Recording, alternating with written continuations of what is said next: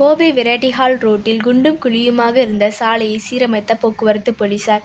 கோவையில் ஒரு சில பகுதிகளில் தரமற்ற சாலை அமைந்திருப்பதால் சாலை குண்டு குழியுமாக காட்சியளித்து வருகிறது. இதனால் வாகன ஓட்டிகள் அவதியடைந்துள்ளனர். மேலும் கடந்த ஒரு வார காலமாக கோவையில் மழை பெய்ததால் சில பகுதிகளில் சாலை பழுதடைந்த நிலையில் உள்ளது. அதனைத் தொடர்ந்து கோவை குட்செட் சாலை ஒருபுறம் பழுதடைந்ததால் வாகன ஓட்டிகள் மிகவும் அவதியடைந்துள்ளனர்.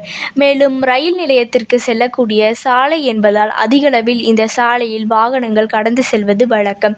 மேலும் சாலை பழுதடைந்ததால் அவ்வப்பொழுது கடுமையான போக்குவரத்து நெரிசலும் ஏற்பட்டு வருகிறது. சாலையை சீரமைக்கும் வகையில் வெரைட்டி ஹால் போக்குவரத்து காவலர் தமிழ்செல்வன் அந்த பகுதியில் பணி பார்த்து கொண்டிருந்த போது சாலை பழுதானதை கண்டு அங்கிருந்த ஜல்லிக்கற்களை கொண்டு பழுதான பகுதியில் கற்களை கொட்டி சாலையை சீரமைத்தார். தமிழ்செல்வன் போலீஸ் உடையில் சாலையை சீரமைத்த காட்சிகள் சமூக வலைதளங்களில் வெளியாகி அவருக்கு இணையதளம் மூலமாக பாராட்டுகள் குவிந்து வருகிறது.